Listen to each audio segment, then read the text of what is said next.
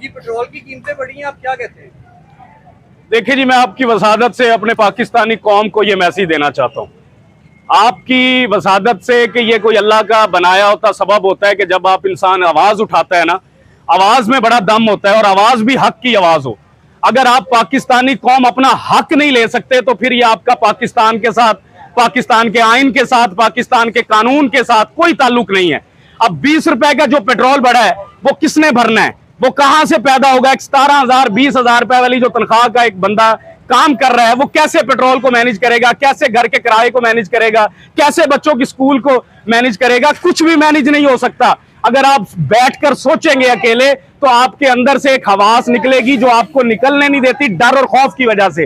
और डर और खौफ उसको कभी नहीं आता जिसके अंदर अल्लाह का ईमान हो। आपने ला इलाहा का कलमा पढ़ा है, आप ला इलाहा की बुनियाद जानते हैं, आप ला इलाहा के फलसफे को जानते हैं। आप खड़ा होना सीखें, आप बोलना सीखें, आप अपनी आवाज उठाएं। अगर आपके मुल्क में आपकी जेब से ज्यादा कोई चीज का इजाफा हो रहा है तो पूछे हुक्मरानों से कि भाई हम कहां से लाएंगे? हम चोरियां करेंगे, डाके मारेंगे, बैंक लूटेंगे, क्या करेंगे? हम कहां से आएंगे ये दौलत जहां से हम पे 20 रुपए का आपने जो हमें तोहफा दिया है? हम क्या भेड़ बकरी हैं? क्या समझ लिया आप लोगों ने हमें? IMF के मुआहदे आप करते हैं, शराइत आपकी होती हैं, खून हमारा होता है, टैक्स हमारे होते हैं, बोझ हमारे ऊपर होता है, लेकिन आपको कोई फिक्र नहीं। अगर पाकिस्तानी कौम को कोई फिक्र नहीं है तो हुक्मरान को कभी फिक्र नहीं होगी। क्योंकि एक बात याद रखिएगा, हुक्मरान जागीरदार है, सरमायादार है, उसके पास इतना बैंक बैलेंस है कि वो पाकिस्तान डिफॉल्ट होगा तो पाकिस्तान को छोड़कर अपने बच्चों को बाहर लेकर जा सकता है। उनकी जायदादें बाहर, उनके बच्चे बाहर, उनकी खुशियां बाहर। लेकिन आप और मैं क्या करेंगे? हमें सोचने की यह बात है कि हमारे पास क्या इतना सरमाया है कि इस इस्लामी जमहूरिया पाकिस्तान को छोड़कर